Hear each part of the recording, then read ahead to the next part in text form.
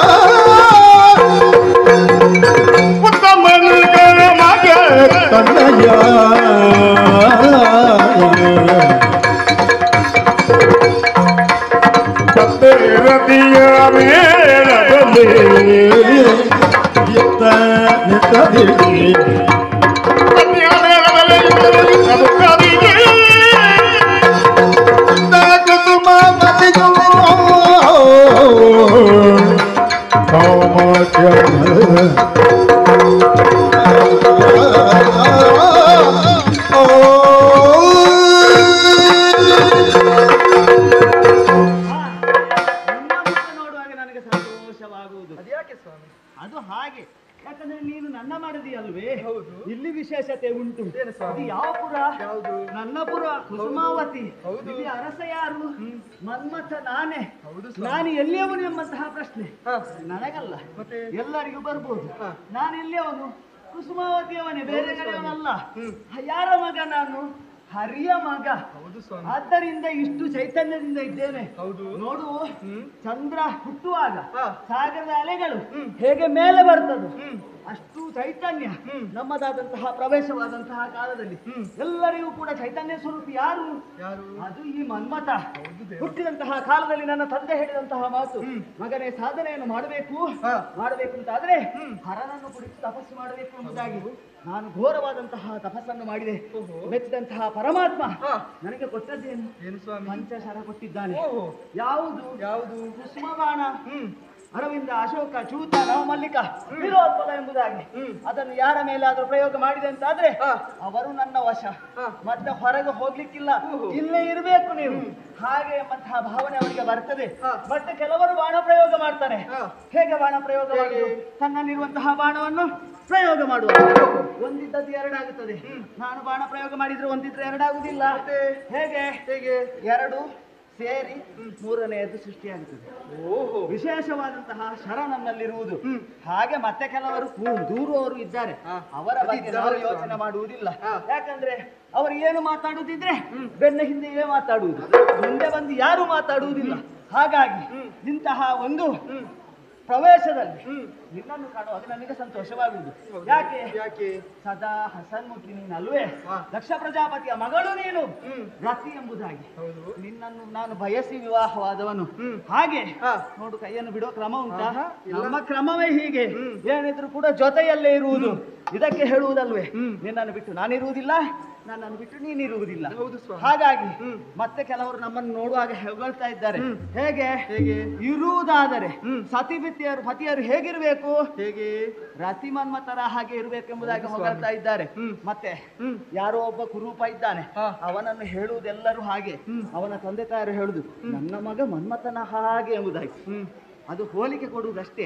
ಅವರ ಮನಸ್ಸಿನಲ್ಲಿ ನನ್ನ ಮಗ ಚಂದ ಇದ್ದಾನೆ ಎಂಬುದಾಗಿ. ಮತ್ತೆ ಒಬ್ಬಳು ಕುರೂಪಿ ಇದ್ರೆ ಹೇಳುವುದಾಗಿ ನನ್ನ ಮಗಳು ರತಿಯ ಹಾಗೆ ಎಂಬುದಾಗಿ.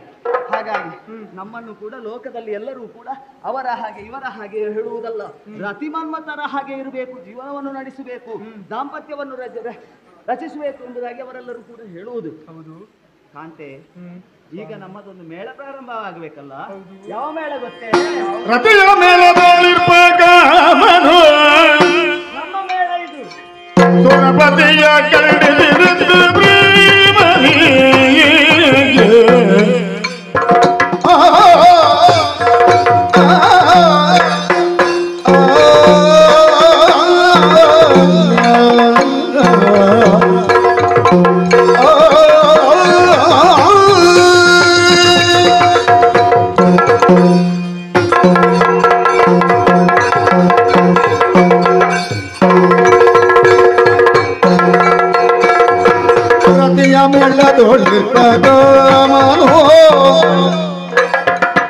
ಸುರಪತಿಯ ಕಂಡಿದ್ದು ಪ್ರೇಮನಿ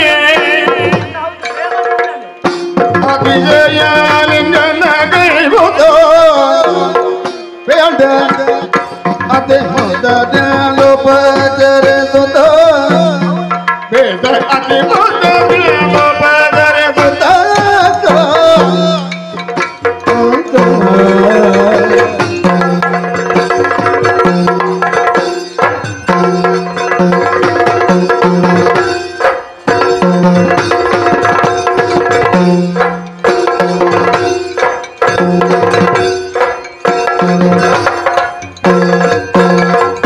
ಪ್ರತಿಯ ಮೇಲದೊಳಗೆ ಪದೋ ಮನೋ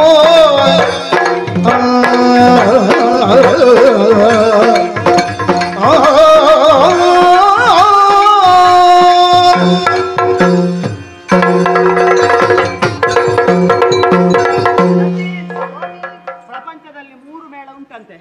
ಒಂದು ಬ್ರಹ್ಮನ ಮೇಳ, ಒಂದು ವಿಷ್ಣುವಿನ ಮೇಳ, ಮತ್ತೊಂದು ಮಹೇಶ್ವರನ ಮೇಳ. ಈ 3 ಮೇಳಕ್ಕೆ ಒಳ್ಳೆ ಹೆಸರುಂಟು. ಯಾಕೆ? ಎಲ್ಲರೂ ಕರ್ತಾರರು ಯಾರು? ಹುಡುಗರು. ಬ್ರಹ್ಮ ಹುಡುಗ, ವಿಷ್ಣು ಹುಡುಗ, ಮತ್ತೆ ಶಿವನು ಹುಡುಗನೇ. ಅಷ್ಟು ಮಾತ್ರವಲ್ಲ, ನಮ್ಮಲ್ಲಿ ವಿಶೇಷತೆ ಉಂಟು. ನಮ್ಮ ಮೇಳ ರತಿ ಮೇಳ. ಯಾರು ಕರ್ತರು? ನೀನಲ್ವೇ? ನೀನಿದ್ರೆ ಮಾತ್ರ ಮೇಳ ಆಗುದು, ಇಲ್ಲದಿದ್ರೆ ಮೇಳ ಆಗ್ಲಿಕ್ಕುಂಟು. ಇಲ್ಲವೇ ಇಲ್ಲ. ಹಾಗಾಗಿ ನಿನ್ನ ಮುಖವನ್ನು ನೋಡ್ತಾ ಇದ್ರೆ ನೋಡ್ತಾನೇ ಇರುವ ಎಂಬಂತಹ ಭಾವನೆ ನನಗಾಗುವುದು. ಎಷ್ಟು ಚಂದ ನೀನು. ದಿನ ದಿನ ಹೋದಾಗೆ ನಿನ್ನ ಮುಖದಲ್ಲಿ ಎಂತಹ ಕಳೆ ಅದು ನೋಡಬೇಕು. ನಿನ್ನ ಹಲ್ಲು ನೋಡಬೇಕು, ನಿನ್ನ ತುಟಿ ನೋಡ್ಬೇಕು. ಅದು ಗಿಳಿಯ ಮೂಗಿನ ಹಾಗೆ ನಿನ್ನ ಮೂಗು, ಅದು ಹೇಗೆ ಉಂಟು, ಎಷ್ಟು ಚಂದ ಉಂಟು. ಕಣ್ಣು ನೋಡು, ಎಂತಹ ಕಣ್ಣು ನಿನ್ನದು, ಎಂತಹ ಹೊಳೆಯುವುದು. ಸ್ವಾಮಿ.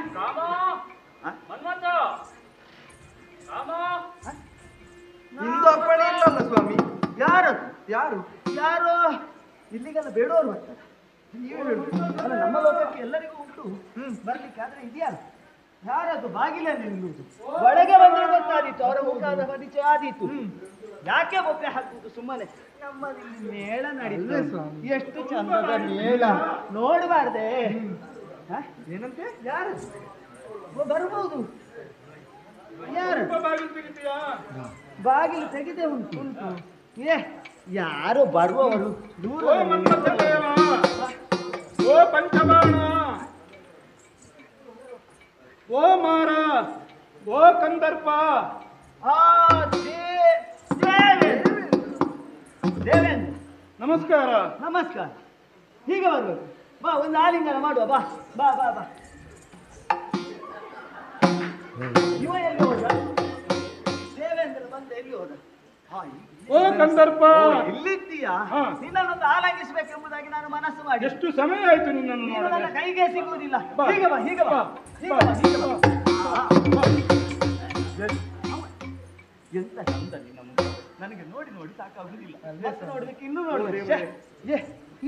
ಪರಿಸ್ಥಿತಿ ಮನುಷ್ಯನನ್ನು ಎಲ್ಲಿಯವರೆಗೆ ತರ್ತದೆ ಅನ್ನೋದಕ್ಕಿಂತ ಉದಾಹರಣೆ ಬೇರಿಲ್ಲ. ಅಪರಾಧವಾಯಿತು, ಕ್ಷಮಿಸಬೇಕು. ಬಂದಂತಹ ಅತಿಥಿಗೆ ಯಾವ ಉಪಚಾರ ಮಾಡಬೇಕು ಅದನ್ನು ನಾನು ತಿಳಿದಿದ್ದೇನೆ. ಹೀಗೆ ಬರಬೇಕು, ಹೀಗೆ ಬರಬೇಕು. ಇಲ್ಲಿ ಬಾ, ಇಲ್ಲಿ ಬಾ. ಎಷ್ಟು ಚಂದ. ಓ ಮನ್ಮಥ, ಪರಿಸ್ಥಿತಿ ಇಲ್ಲಿಯವರೆಗೆ ತಂದು ಬಿಟ್ಟಿತ್ತಲ್ಲ ನನ್ನ ಸ್ಥಿತಿ. ಹೀಗಾಗಿ ಹೋಯ್ತಲ್ಲ. ಸುರಪ್ಪ, ನಿಮ್ಮಲ್ಲೇ ಮಾತಾಡು. ನನ್ನಲ್ಲಿ? ಹೌದು, ಹೇಳು ಹೇಳು. ಅಲ್ಲ, ನಿಮ್ಮನ್ನು ನೋಡುವಾಗ ನನಗೆ ಆಶ್ಚರ್ಯ ಆಗುದು. ಯಾಕೆ? ನಾವು ಮೇಳವನ್ನು ಮಾಡ್ತಾ ಇದ್ವಿ, ನಮ್ಮದು ಹೊಸ ಮೇಳ. ಹೊಸ ಮೇಳದ ಒಳಗೆ ಒಮ್ಮೆ ನಾನು ಸೇರಿಕೊಳ್ಳುವ ಅಂತ ಬಂದದ್ದು. ಹೌದೌದು, ನಮ್ಮ ಮೇಳದಲ್ಲಿ ಜಾಸ್ತಿ ಹೊತ್ತು ಇಲ್ಲಿ ಹೊಸಬರಿಗೆ ಅವಕಾಶ ಇಲ್ಲ. ಆದ್ರೂ ಕೆಲವೊಮ್ಮೆ ಕೊಡಬೇಕು ಎಂಬುದಾಗಿ ಮನಸ್ಸಾಗುವುದು. ಹಾಗಾಗಿ ನಿನ್ನನ್ನು ಒಳಗೆ ಬಿಟ್ಟದ್ದು. ಅತಿಥಿಗಳಾಗಿ ಬಂದದ್ದು. ನೋಡು, ಈಗ ಮೇಳ ನಿಮ್ಮೊಳಗೆಯಾ ನನ್ನನ್ನು ಸೇರಿಸಿಕೊಳ್ಳಿ? ನಿಮ್ಮನ್ನು ಸೇರಿಸದೆ ಮೇಳ ಆಗ್ಲಿಕ್ಕುಂಟ? ಇಲ್ಲವೇ ಇಲ್ಲ.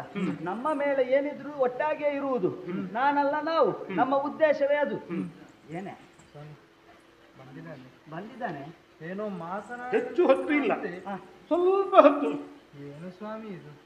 ಬಂದವರೆಲ್ಲ ಬೇಗ ಮಾತನಾಡಿ ಮುಗಿಸಿದ್ರೆ ಒಳ್ಳೆ ಇತ್ತು.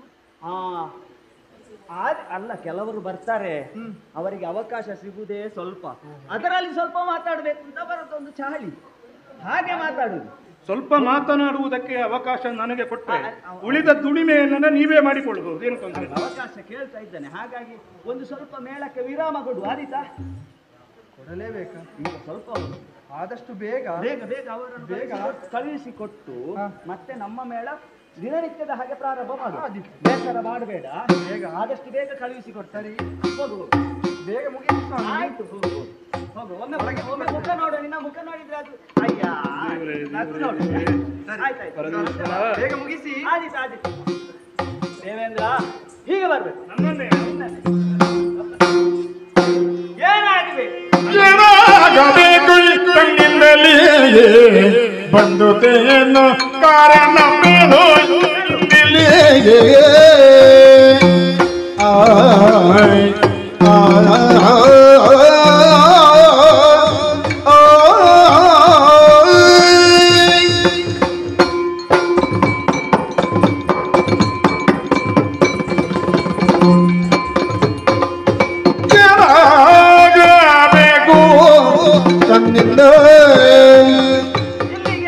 ಬಂದುದೇನು ಕಾರಣ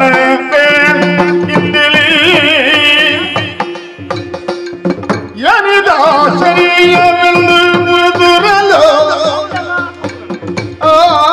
ಜೀವನ ಬಲಿಯೋ ಪೇದಂಗವನಳು ಏನಾಗಬೇಕು ತನ್ನಿಂದ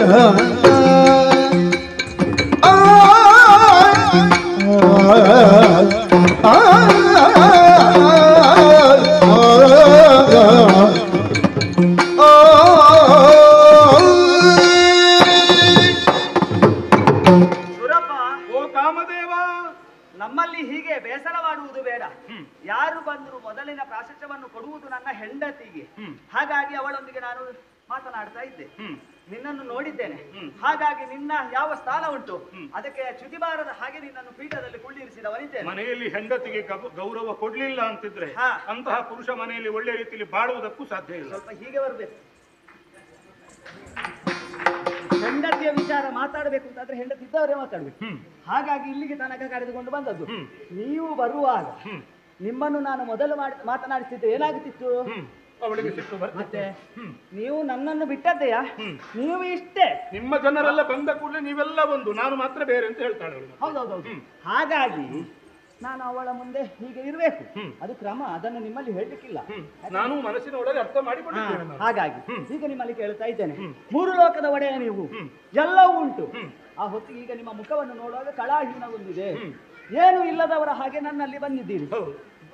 ನಿಮ್ಮ ಮುಖದಲ್ಲಿ ಕಣ್ಣೀರು. ನಿನ್ನಲ್ಲಿಗೆ ಬರುವಾಗ ಈ ರೀತಿಯ ಮುಖದಲ್ಲಿ ಬರಬೇಕಾದಂತವಲ್ಲ. ಅಲ್ಲ, ಯಾರು ಕೂಡ ಸಂತೋಷ ಚಿತ್ತರಾಗಿ ತಮ್ಮಲ್ಲಿರತಕ್ಕಂತಹ ಬೇಸರವನ್ನ ಹೊರದೂಗಿಸಿಕೊಳ್ಳಬೇಕು ಅಂತಿದ್ರೆ ಮನ್ಮಥನ ಅವಶ್ಯಕತೆ ಹೌದು. ಆದ್ರೆ ಅಂತಹ ಮನ್ಮಥನ ಸ್ಥಾನಕ್ಕೆ, ಮನ್ಮಥನ ಸ್ಥಳಕ್ಕೆ ನಾನವತನಾಗಿ ನಾನು ಬರಬೇಕಾದಂತಹ ಸಹಸ್ರಾಕ್ಷ ನೀವಲ್ವೇ? ನಿಮ್ಮ ಅಷ್ಟು ಕಣ್ಣುಗಳಲ್ಲಿ ಈಗ ನೀರನ್ನು ಕಾಣುತ್ತಾ ಇದ್ದೇನೆ. ಯಾಕಂದ್ರೆ ನಿಮ್ಮದು ಮುಖ ಹೊಳೆಯುವಂತಹ ಮುಖ. ಆ ಮುಖ ಇಂದು ಬಾಡಿ ಹೋಗಿದೆ, ಕುಂದಿ ಹೋಗಿದೆ, ಕಂದಿ ಹೋಗಿದೆ. ಯಾಕೆ ಎಂಬುದನ್ನು ನನಗೆ ತಿಳಿಯುವುದಿಲ್ಲ. ಹಾಗಾಗಿ ಬಂದಂತಹ ವಿಚಾರವನ್ನು ನನ್ನಲ್ಲಿ ನೀವು ತಿಳಿಸಿದಂತಾದ್ರೆ ಏನಾದ್ರೂ ಪರಿಹಾರ ಕೊಡ್ಬೋದು. ನೀನಾದ್ರೂ ನನಗೊಂದು ಗೌರವ ಕೊಟ್ಟೇ ಇಲ್ಲ. ಕೇಳಬೇಕಯ್ಯ. ಸದ್ಗುಣ ಶೀಲಕ ಪಾಶರದಿ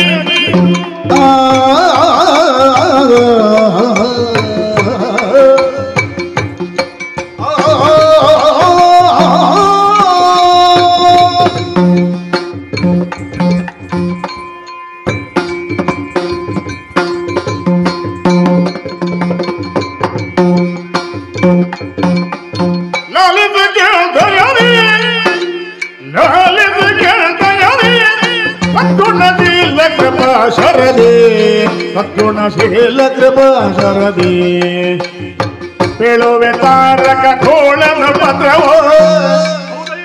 ಪೇಳುವೆ ತಾರಕ ಕೋಳನ ಭದ್ರವ, ಶ್ರೀಲೋಲಗೆ ತಾ ಪೇಳಲು ಕೇಳುತ್ತ ದಯರಿ ಸದ್ಗುಣಶೀಲ ಕೃಪಾ ಶರದಿ ಕೇಳೋ.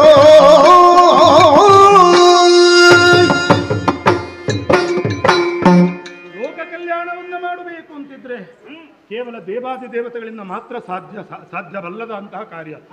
ಎಲ್ಲರೂ ಕೂಡ ಸೇರ್ಬೇಕಾಗ್ತದೆ.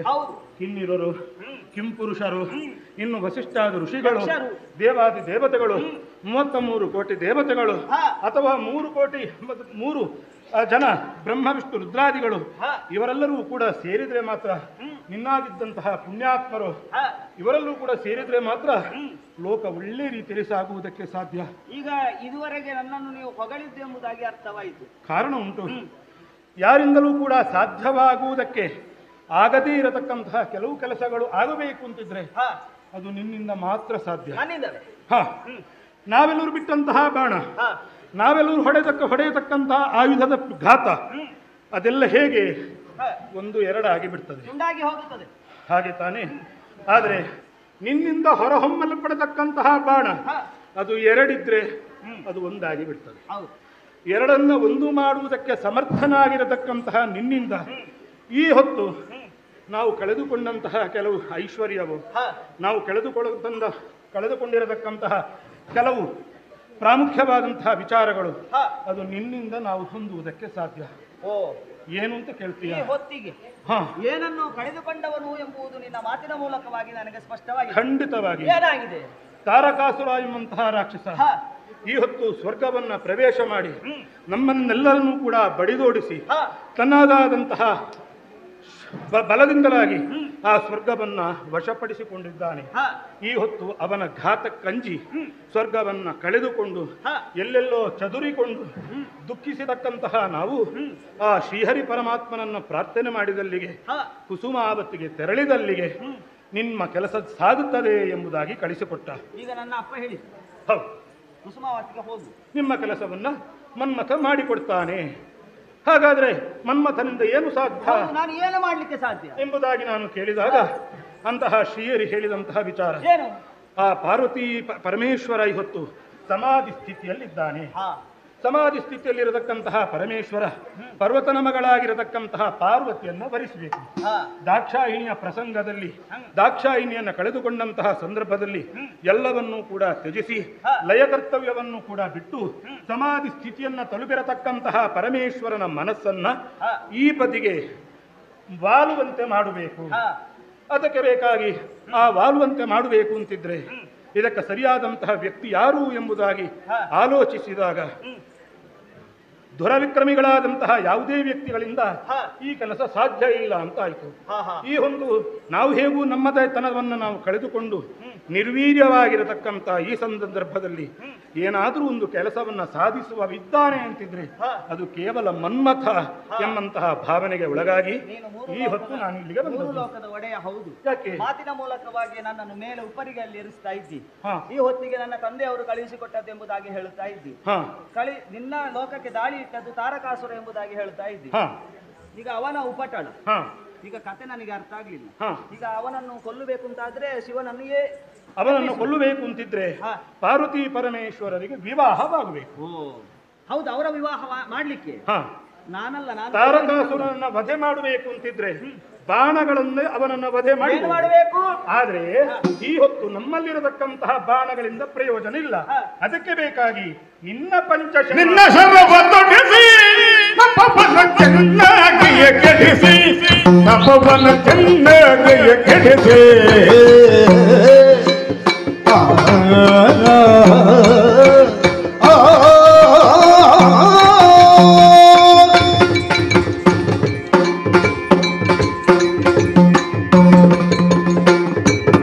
ಕೆಡಿಸಿ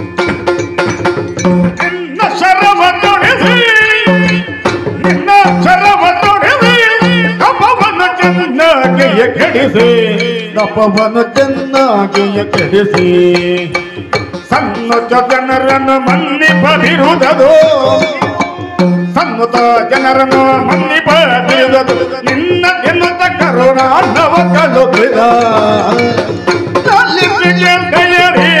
ಸದ್ಗುಣಶೀಲ ಕೃಪಾ ಶರದಿ, ಸದ್ಗುಣಶೀಲ ಕೃಪಾ ಶರದಿ.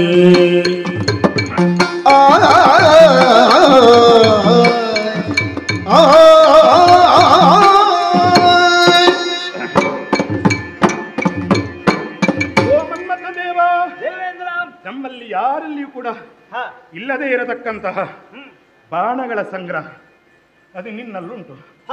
ಅಂತಹ ತಾರಕಾಸುರನ ವಧೆಯಾಗಬೇಕು ಅಂತಿದ್ರೆ ನಿನ್ನ ಬಾಣಗಳ ಪ್ರಹಾರವಾಗಬೇಕು. ಯಾರಿಗೆ? ತಾರಕಾಸುರನಿಗಲ್ಲ. ಹಾಗಾದ್ರೆ ಯಾರಿಗೆ? ಈ ಹೊತ್ತು ಎಲ್ಲವನ್ನೂ ಕೂಡ ತ್ಯಜಿಸಿ ಸಮಾಧಿ ಸ್ಥಿತಿಯನ್ನು ಹೊಂದಿರತಕ್ಕಂತಹ ಪರಮೇಶ್ವರನ ಮೇಲೆ ನಿನ್ನ ಪಂಚಬಾಣಗಳನ್ನು ಬಿಟ್ಟಿ ಅಂತಾದರೆ ತನ್ನದಾದಂತಹ ಸಮಾಧಿ ಸ್ಥಿತಿಯನ್ನು ಬಿಟ್ಟು ಪಾರ್ವತಿಯನ್ನು ವಿವಾಹವಾಗ್ತಾನೆ. ಅವರಿರುವರಿಗೆ ಒಳ್ಳೆಯ ಸಂತಾನವಾದಲ್ಲಿ ಮುಂದೆ ತಾರಕಾಸುರನ ವಧೆಯಾಗ್ತದೆ.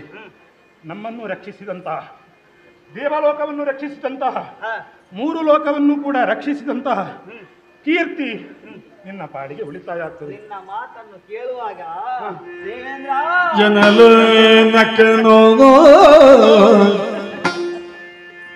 ಜನಲೋ ನಕ್ಕನೋ ತ್ರಿಪುರವೈ ಕೆಣಗೂರಿ ನಾವೇ ಸರ್ವ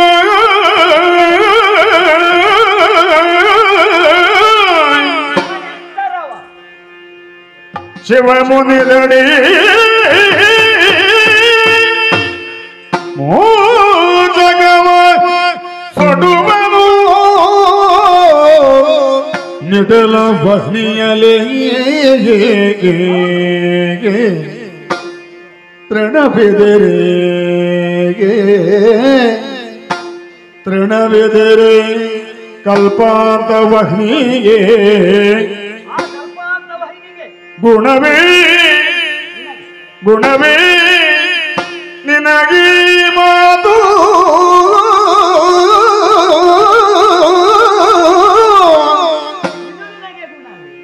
ಲೋಕಗೆ ಸನುಮತಯವೇ ಲೋಕಗೆ ಸನುಮತಯವೇ ಲೇಸಲ್ಲ ಬೇಗವೇ ತೆರಳು ತೆರಳು ತೆರಳು ಮನೆಗೆಂದಾಗ ತೆರಳು ಬೇಗದೆ ಮನೆಗೆಂದ ಎನಲೋ ನಕ್ಕನೋ ಆ ಆ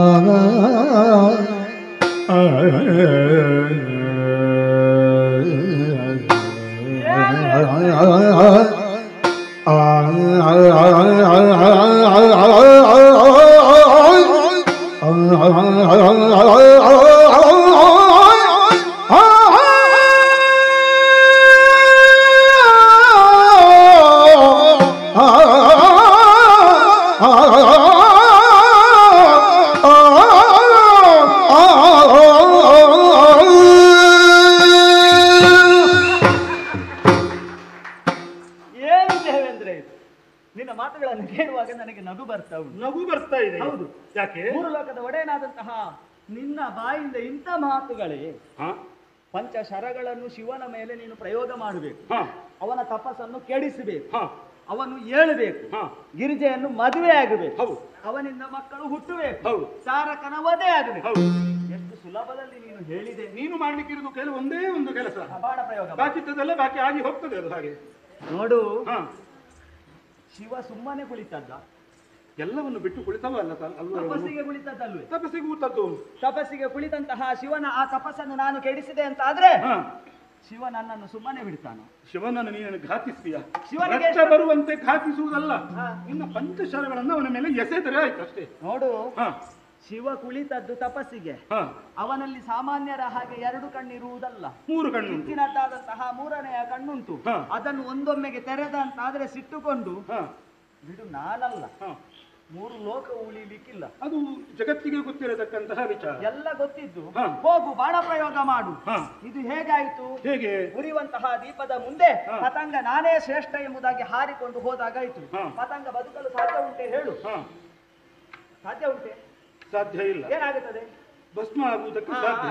ಹಾಗಾಗಿ ಭಸ್ಮವೇ ಆಗ್ತದೆ ಅಂತ ಖಂಡಿತವಾಗಿ ಹೇಳುವುದಕ್ಕೆ ಸಾಧ್ಯ ಇಲ್ಲ. ಹಾಗಾಗಿ ನಿನ್ನದಾದಂತಹ ಲೋಕವನ್ನು ಉಳಿಸಿಕೊಡ್ಬೇಕೆಂಬ ಉದ್ದೇಶದಿಂದ ಮನ್ಮಥ ಭಸ್ಮ ಆಗ್ಲಿ, ನನ್ನದಾದಂತಹ ಸಮಾಧಿಯ ಮೇಲೆ ನೀನು ಕುಳಿತುಕೊಳ್ತೀನಿ ಎಂಬಂತಹ ಭರವಸೆ ನಿನ್ನದಲ್ವೇ?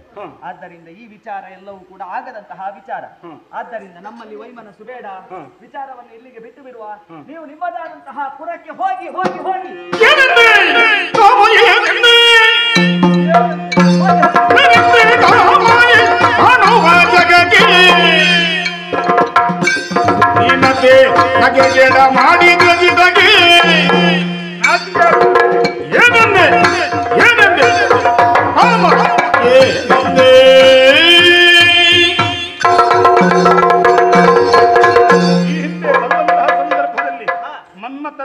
ಎಂಬುದಾಗಿ ನಿನ್ನನ್ನು ಸಂಬೋಧಿಸಿದವ ನಾನು. ಹೌದೌದು.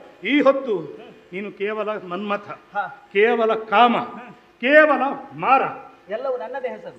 ಯಾಕೆ ಕೇಳಿದೆಯಾ? ಯಾಕೆ?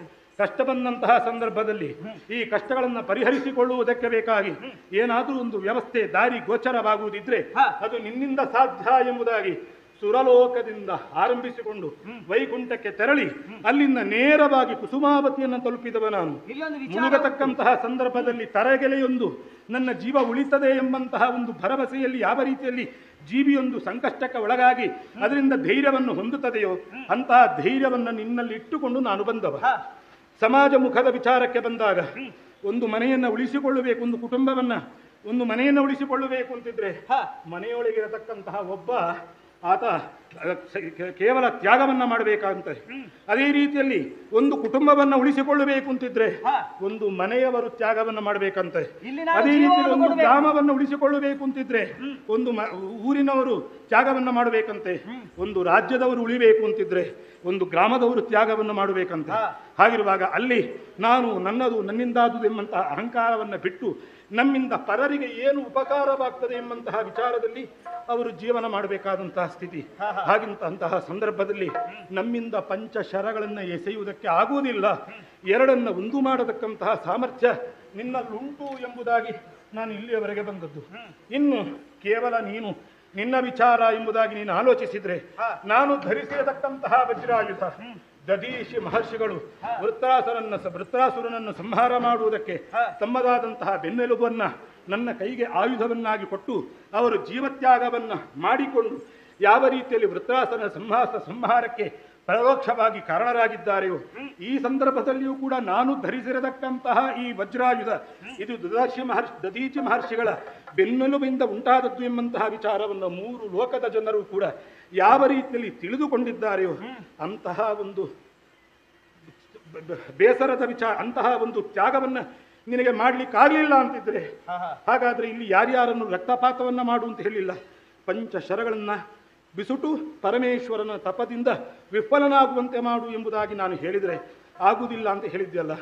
ಚಿಂತೆ ಇಲ್ಲ. ನೀನು ತೊಟ್ಟಿರತಕ್ಕಂತಹ ಪಂಚಬಾಣ ಕೇವಲ ನಿನ್ನ ಈ 4 ಗೋಡೆಗಳ ಮಧ್ಯದಲ್ಲಿ ನಿನ್ನಲ್ಲಿರತಕ್ಕಂತಹ ಪುರುಷತ್ವ ಕೇವಲ ರತಿಗೆ ಮಾತ್ರ ಸೀಮಿತವಾಗಿರಲಿ.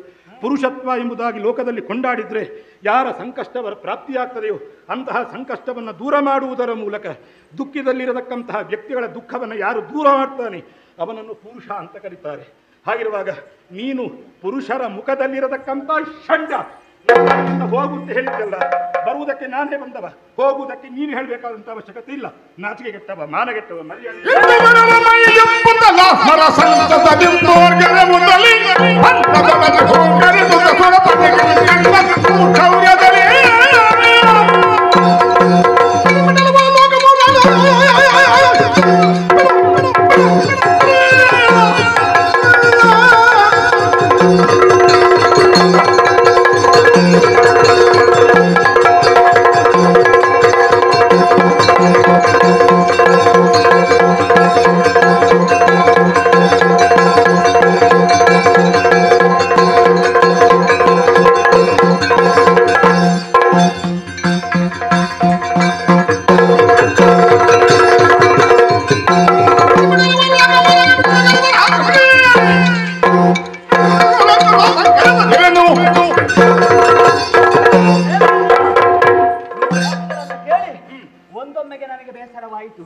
ಯಾಕೆ ಹೇಳಿದೆ ನಿನ್ನನ್ನು ಬೇಸರಗೊಳಿಸಿದೆ? ಯಾಕೆ? ಇದುವರೆಗೆ ನೀನು ಮಾಡಿದ ಕೆಲಸವನ್ನು ನಾನು ಕೂಡ ನೋಡಿದವನಿದ್ದೇನೆ.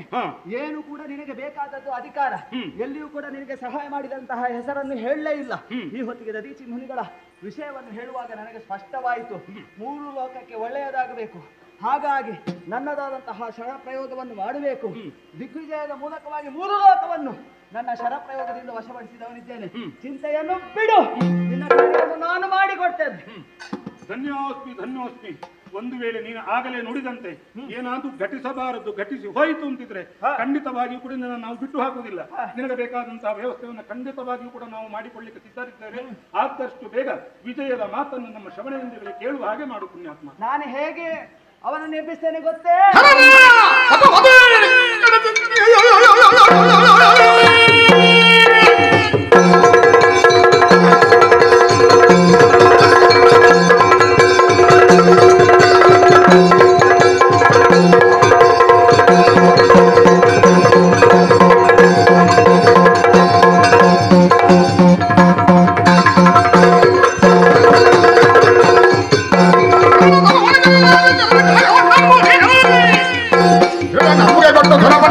ಕಳುಹಿ ನನ್ನ 5 ಬಾಣಗಳನ್ನು ಬಿಡುವುದರ ಮೂಲಕವಾಗಿ ಆ ಶಿವನ ತಪಸ್ಸನ್ನು ಕೆಡಿಸುತ್ತೇನೆ. ನಿನಗೆ ನಂಬಿಕೆ ಬರುವುದಿಲ್ಲವೇ? ನೋಡು, ಕರ ತಟ್ಟಿ ಭಾಷೆ. ಧನ್ಯನಾದೆ. ಆದಷ್ಟು ಬೇಗ ವಿಜಯದ ಮಾತುಗಳನ್ನು ನನ್ನ ಕಿವಿಗೆ ಶ್ರವಣೇಂದ್ರಿಯಗಳಿಗೆ ಮಾಡಿ ಲೋಕದ ಕಲ್ಯಾಣಕ್ಕೆ ನೀನು ಕಾರಣೀಭೂತನಾಗಬೇಕು. ಆಗಿ ಹೋಗಿ ಬಾ. ವಿಜಯದ ನಿರೀಕ್ಷೆಯಲ್ಲಿ, ಶುಭ ಸುದ್ದಿಯ ನಿರೀಕ್ಷೆಯಲ್ಲಿ ಆದಿ. ನಾನು ಬೆನ್ನು ಹಾಕಿಸಿಕೊಂಡೆ ಮಡಿಬೇಡ ನೀನು. ಇಲ್ಲ ಇಲ್ಲ, ಈ ಕಾರ್ಯವನ್ನು ಒಂದೊಂದು ಭಾಷೆ ಕೊಟ್ಟಿದ್ದೆ. ಭಾಷೆ ಸರಿ. ರತಿ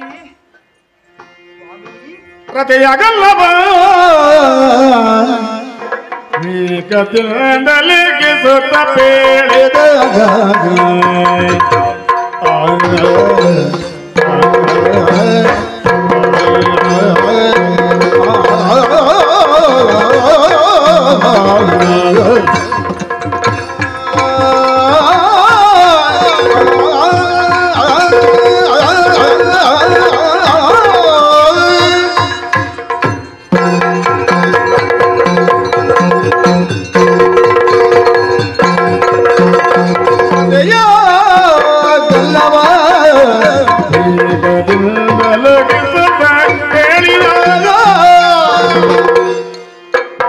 ಸುರರ ಸಲಗಲು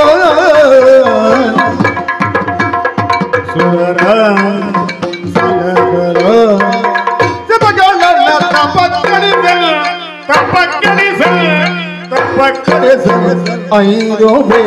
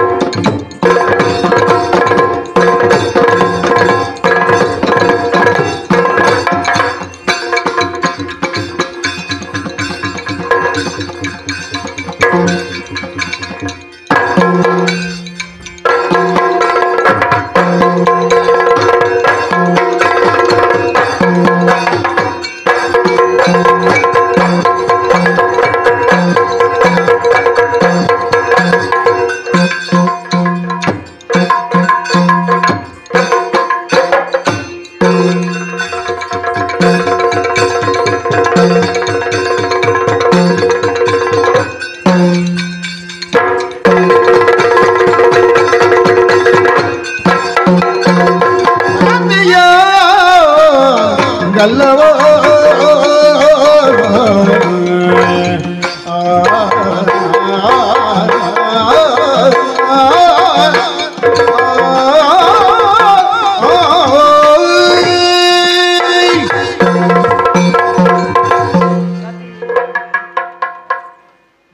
ಒಂದು ಅರೆಕ್ಷಣ ನಿನ್ನನ್ನು ಬಿಟ್ಟಿದ್ದದ್ದು. ಹೌದು, ಈ ಹೊತ್ತಿಗೆ ನಿನ್ನನ್ನು ಮತ್ತೆ ಕಾಣಬೇಕೆಂಬ ಉದ್ದೇಶದಿಂದ ಕರೆದವನಿದ್ದೇನೆ. ಸರಿ, ದೇವೇಂದ್ರ ಬಂದು ಹೋದ. ಹೌದು, ನೋಡಿದೆಯಾ? ನೋಡಿದೆ. ಏನಾದ್ರೂ ಕೇಳಿದೆಯಾ? ಆಚೆ ಹೋಗ್ಲಿಕ್ಕೆ ಹೇಳಿದಲ್ಲ ಸ್ವಾಮಿ. ಹೊಣೆಗಾರಿಕೆಯನ್ನು ಹೊತ್ತು ನಿಂತಿದ್ದೇನೆ. ಈಗ ನಿನ್ನ ಗಂಡನಿಗೆ ಹೊಣೆಗಾರಿಕೆ ಉಂಟು. ಏನು ಹೊಣೆಗಾರಿಕೆ ಸ್ವಾಮಿ? ಸುರಲೋಕಕ್ಕೆ ದಾನವರ ದಾಳಿಯಾಗಿದೆ. ಆಗಲಿ. ಸುರಪ ಸ್ವರ್ಗವನ್ನು ಕೈ ಚೆಲ್ಲಿದ್ದಾನೆ. ಹಾಗಾಗಿ ನನ್ನ ತಂದೆಯ ಬಳಿಗೆ ಹೋಗಿದ್ದಾರಂತೆ. ಮುಂದೆ ಅಭಯವನ್ನು ಕೊಡಬೇಕು ಎಂಬುದಾಗಿ ನನ್ನ ತಂದೆ ಹೇಳಿದ್ದಾರಂತೆ. ಏನಂತೆ? ಕುಸುಮಾವತಿಗೆ ಹೋಗಿ ಮನ್ಮಥ ರಕ್ಷಿಸುತ್ತಾನೆ ಎಂಬುದಾಗಿ. ಆದ್ದರಿಂದ ಅವರಿಗೆ ಮಾತು ಕೊಟ್ಟಿದ್ದೇನೆ, ನಾನು ಹೋಗುತ್ತೇನೆ ಎಂಬುದಾಗಿ. ಸರಿ. ಆದ್ದರಿಂದ ಒಂದು ಅರೆಕ್ಷಣ ನಿನ್ನ ನಗಲಿ ನಾನೊಂದು ಕಾರ್ಯಕ್ಕೆ ಹೋಗಬೇಕು. ನನಗೆ ಕಾಲಾವಕಾಶ ಮಾಡಿಕೊಡುವೆಯಾ? ಹೋಗುತ್ತೇನೆ. ಹರಣ ಬಲ್ಲಭ ಕೇಳೋ ಕರವಲ್ಲ ನಿಮಗೆ, ಹರಣ ಬಲ್ಲಭ ಕೇಳೋ ಕರವಲ್ಲ ನಿಮಗೆ, ಶಂಕರನೊಳು ಕಲಕೆ ಬಿಂದು, ಶಂಕರನೊಳು ಕಲಕೆ ಬಿಂದು, ಕರವಲ್ಲ ವಲ್ಲಭ ಕರವಲ್ಲ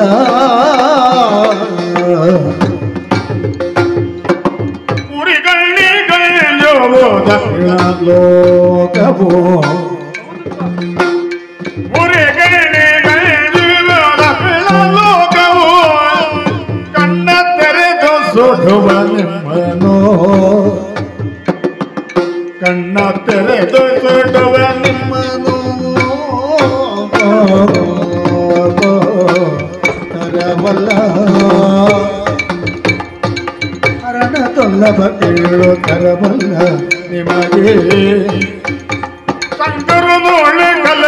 ಬಿಂದು ಕರಬಲ್ಲ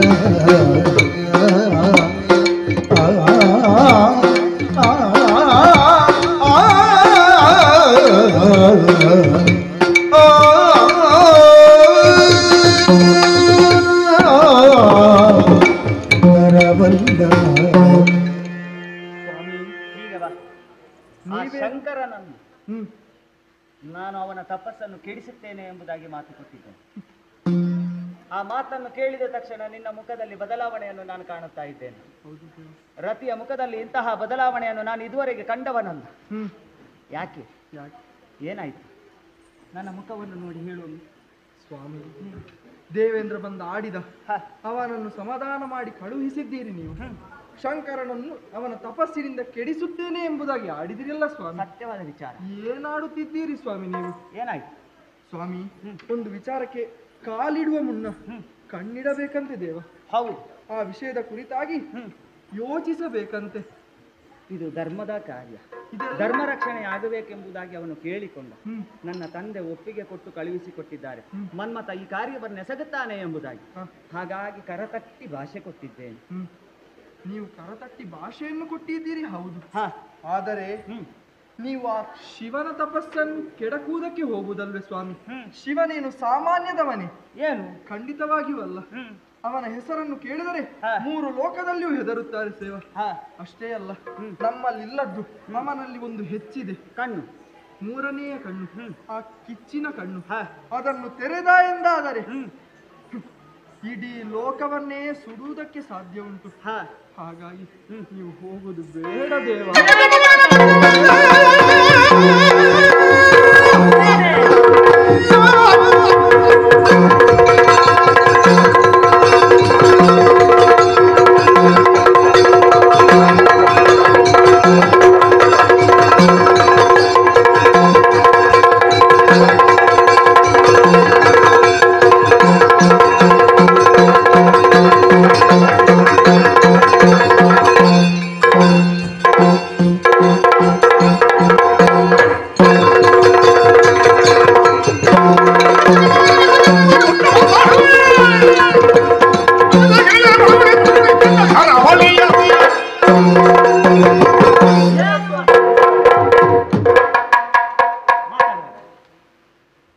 ಏನು ಮಾತಾಡು?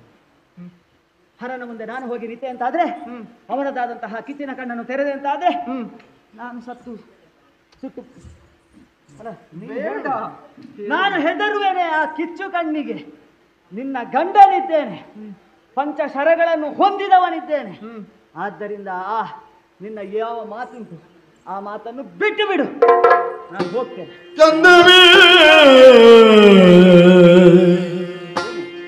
ರಮಣ ಅಭವನೊಡನೆ ಖಾದಿ ಚಂದವೇ ರಮಣ ಅಭವನೊಡನೆ ಖಾದಿ ಹಿಂದೆಯ ಉಳಿದವರು ಹಿಂದೆಯ ಉಳಿದವರು ಚಂದವಿರಮಣನೆ ಅಭವನೊಡನೆ ಕಾದಿ ಹಿಂದೆಯ ಉಳಿದವರು ಅಂಧಕಾಸುರ ಗಜಧಾನವ ತ್ರಿಪುರ ಅಂಧಕಾಸುರ ಗಜಧಾನವ ತ್ರಿಪುರ ಜಲಂಧರಿ ಏನಾದರೂ ಚಂದವೇ ರಮಣ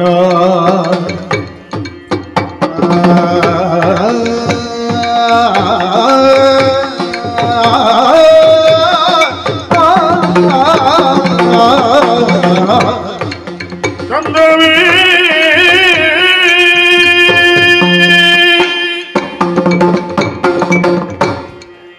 ಸ್ವಾಮಿ, ನೀವು ಆಡುವ ಮಾತು ನಿಮಗೆ ಚಂದ ಅಂತ ಕಾಣುತ್ತಾ ಉಂಟೆ. ಏನು ಸ್ವಾಮಿ ಇದು? ನನ್ನ ಮಾತು ಚಂದ ಅಂತ ನಿಮಗೆ ಕಾಣಿಸುತ್ತಾ ಉಂಟೆ. ಇದುವರೆಗೆ ನಿನಗೆ ಕಾಣಿಸಿದೋ? ಇದುವರೆಗೆ ಕಾಣಿಸಿದೆ. ಮತ್ತೆ ಈಗ ಆದ್ರೆ ಈಗ ನೀವು ಆಡುವಂತಹ ಮಾತು ಖಂಡಿತವಾಗಿಯೂ ನನಗೆ ಚಂದ ಅಂತ ಕಾಣಿಸುತ್ತಾ ಇಲ್ಲ ದೇವ. ಯಾಕೆ ದೇವ ನೋಡಿ, ಶಿವನು ಕಣ್ ತೆರೆದ ಅಂತ ಆದ್ರೆ ಅವನ ಮುಂದೆ ಯಾರೂ ಉಳಿಯಲಾರರು. ಹೌದು ಬೂದಿಯಾಗಿ ಹೋಗುತ್ತಾರೆ. ಹೌದು ಅಲ್ವೇ?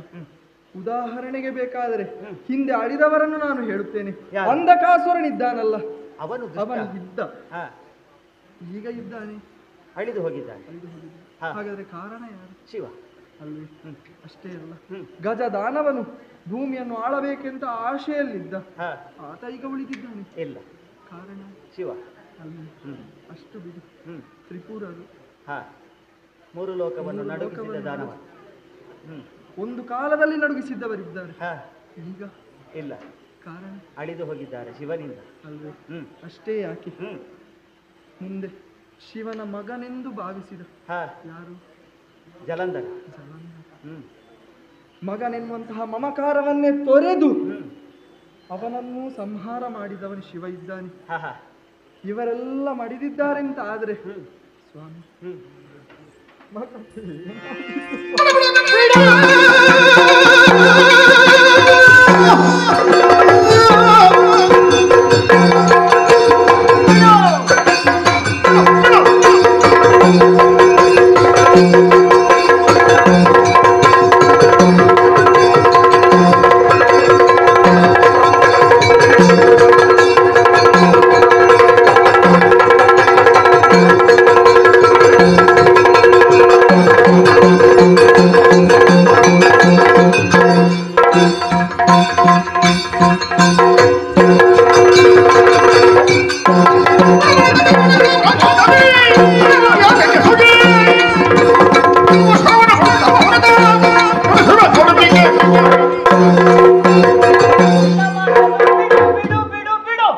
ಹೇಗೆ ಸ್ವಾಮಿ?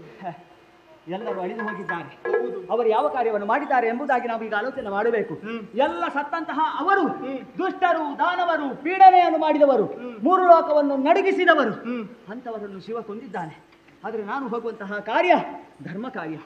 ಆದ್ದರಿಂದ ಚಿಂತೆ ಮಾಡಬೇಡ, ನಾನು ಹೋಗಿ ಬೇಗ ಬರ್ತೇನೆ. ಅಂತರಿಕ್ಷಗಳನುರೇನೋ ಚರಾಚರಾದ್ಯಂತದಿಯೇ ತುಂಬಿರುವ ಚರಾಚರದಂತ್ಯದಿಯೇ ತುಂಬಿರುವಾಗ ಅಂತಗನು ಕಲಕಬೇಡಲು ಪ್ರಾಣಕಾತ ಮಹಾನುಭಾವ ಅಂತರಿಕ್ಷಗಳನುರೇನು ಚರಾಚರಾದ್ಯಂತದೇ ತುಂಬಿರುವ ರಮಣ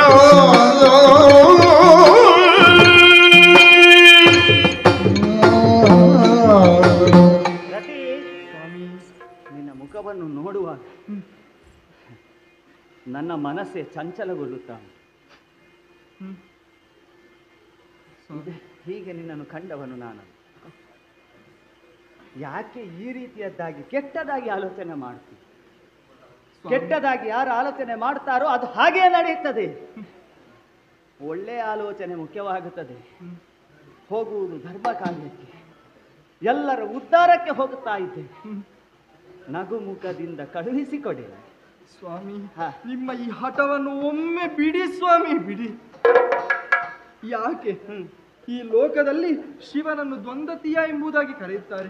ಹೌದು. ಒಮ್ಮೆ ಆಲೋಚಿಸಿ ಸ್ವಾಮಿ, ಯಾಕೆ ಕರೆಯುತ್ತಾರೆ ಎಂಬುದಾಗಿ. ಆತನ ಕುತ್ತಿಗೆಯಲ್ಲಿ ಹಾ ಸರ್ಪವು ಇದೆ. ಹೌದು. ಆ ಸರ್ಪ ಇದ್ದರೂ ಅದು ವಿಷದ ಸರ್ಪ ಆದರೂ ಹಾ ಅವನಿಗೆ ಭಯವಿಲ್ಲ. ಇಲ್ಲ. ಅಷ್ಟೇ ಅಲ್ಲ, ತಲೆಯಲ್ಲಿ ಚಂದ್ರ ಇದ್ದರೂ ಹ್ಮ್. ಅದರ ಮೇಲೆ ಪ್ರೀತಿ ಇಲ್ಲವಂತೆ. ಹಾ ಅಷ್ಟೇ ಯಾಕೆ, ಕುತ್ತಿಗೆಯಲ್ಲಿ ರುಂಡ ಮಾಲೆ ಇದ್ದರೂ ಹಾ ಅವನಿಗೆ ಭೀತಿ ಇಲ್ಲ. ನೀತಿ ಇಲ್ಲ. ಹಾ ಅಷ್ಟೇ ಅಲ್ಲ, ತಲೆಯಿಂದ ಗಂಗೆ ಇಳಿದರೂ ಮಡಿ ಎನ್ನುವಂತಹ ಅಹಂಕಾರ ಅವನಿಗಿಲ್ಲ ಸ್ವಂತೆ. ಹಾ ಇಷ್ಟೆಲ್ಲ ಇದ್ದರೂ ಇದೇ ಅವನ ದ್ವಂದ್ವ ಸ್ವಾಮಿ. ಹಾ ಅಷ್ಟೇ ಯಾಕೆ, ಅಣು ರೇಣು ತೃಣ ಕಾಂಕ್ಷೆ ಹಾ ಇವೆಲ್ಲವನ್ನು ಇದರೊಳಗೆ ಆತನ ಶಕ್ತಿ ಅಡಕವಾಗಿದೆ ಎಂಬುದರಲ್ಲಿ ಎರಡು ಮಾತಿಲ್ಲ ಸ್ವಾಮಿ. ಅವನ ಆಣತಿ ಇಲ್ಲದೆ ಯಾವುದೇ ಒಂದು ಹುಲ್ಲು ಕಡ್ಡಿಯೂ ಕೂಡ ಅಲುಗಾಡಲು ಸಾಧ್ಯವಿಲ್ಲ ಎಂಬಂತಹ ವಿಚಾರವನ್ನು ನಾನು ಕೂಡ ಕಂಡುಕೊಂಡವನಿದ್ದೇನೆ. ಅಷ್ಟು ತಿಳಿದರೂ ನೀವು ಅವನನ್ನು ಕೆಣಕುವುದಕ್ಕೆ ಮುಂದಾಗಿದ್ದೀರಲ್ಲ ಸ್ವಾಮಿ. ಒಂದು ವೇಳೆ ಕೆಣಕಿದರೆ ನನ್ನ ಪ್ರಪಂಚವೇ ಸುಟ್ಟು ಭಸ್ಮವಾದೀತು. ನಿನ್ನ ಪ್ರಪಂಚ ಅಂದ್ರೆ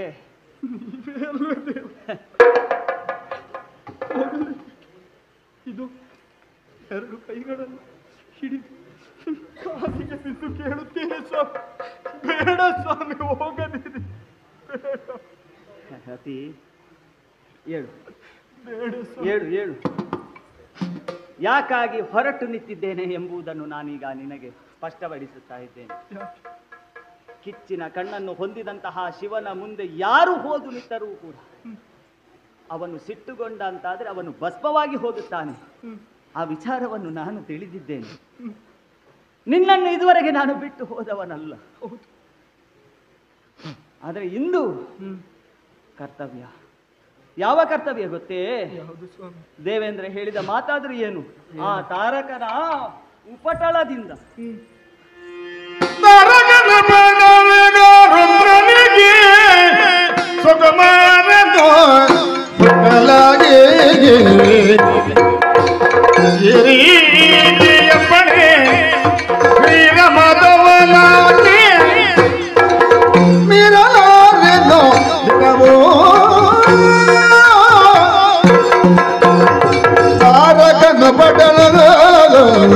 ರುದ್ರನಿಗೆ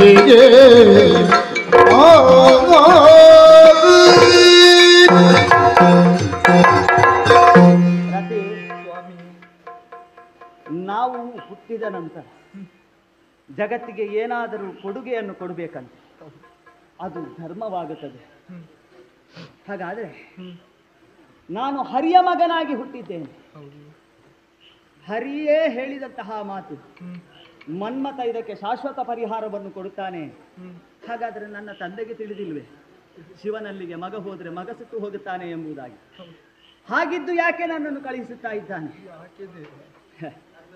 ಧರ್ಮ ಉಳಿಯಬೇಕು, ಸ್ವಾರ್ಥಿಗಳಾಗಬಾರದು.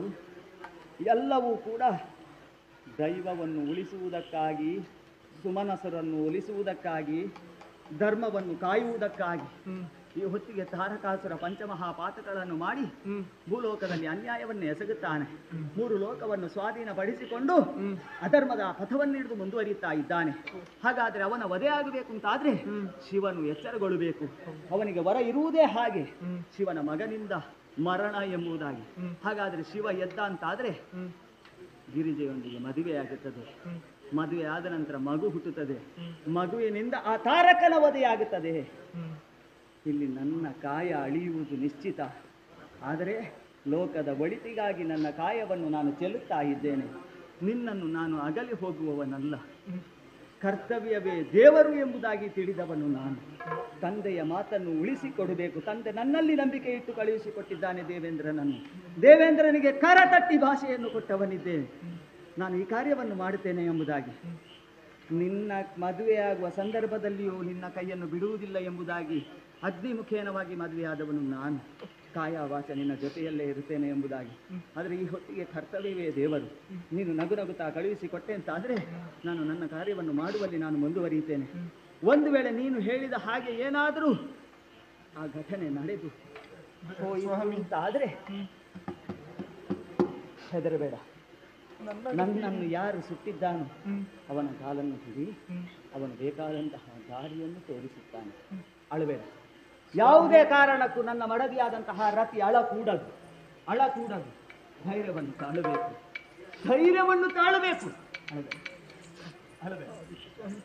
ಅಳಬೇಡ. ಆಲಿಂಗನವನ್ನು ಹೋಗಿ ಅಚಲವಾದಂತಹ ವಿಶ್ವಾಸವನ್ನು ಹೋಗಿ ಬರ್ತೇನೆ. ನಗುಮುಖದಿಂದ ಕಳಿಸಿ ರತಿ.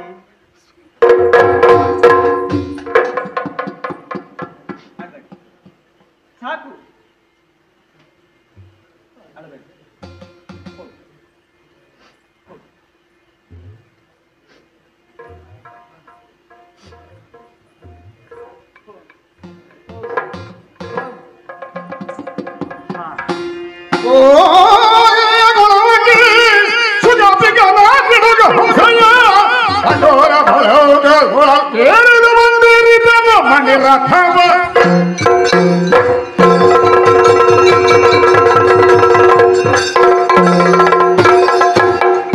ನಾನು ಮಾಡುವಂತಹ ಕಾರ್ಯದಲ್ಲಿ ಪ್ರವೃತ್ತನಾಗಬೇಕು. ಹಾಗಾಗಿ ವಸಂತವನ್ನು ಕರೆದಿದ್ದೇನೆ, ಮಂದಾರ ಮಾರುತವನ್ನು ಬೀಸಲು ತಿಳಿಸಿದ್ದೇನೆ. ಶುಕ ಪಿಕ ಹಂಸಗಳನ್ನು ಕೂಡಿಕೊಂಡು ನನ್ನದಾದಂತಹ ಮೇಳದ ಜೊತೆಯಲ್ಲಿ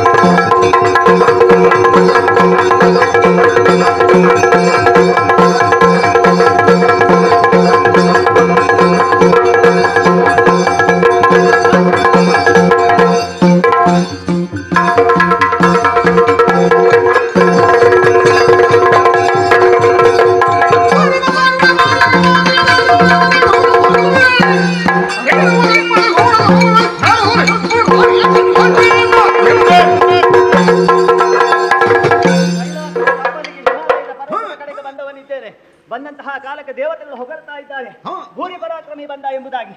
ಆದ್ದರಿಂದ ಶಿವ ಎಲ್ಲಿ ತಪಸ್ಸು ಮಾಡ್ತಾ ಇದ್ದಾನೆ ಎಂಬುದಾಗಿ ನೋಡ್ತೇನೆ.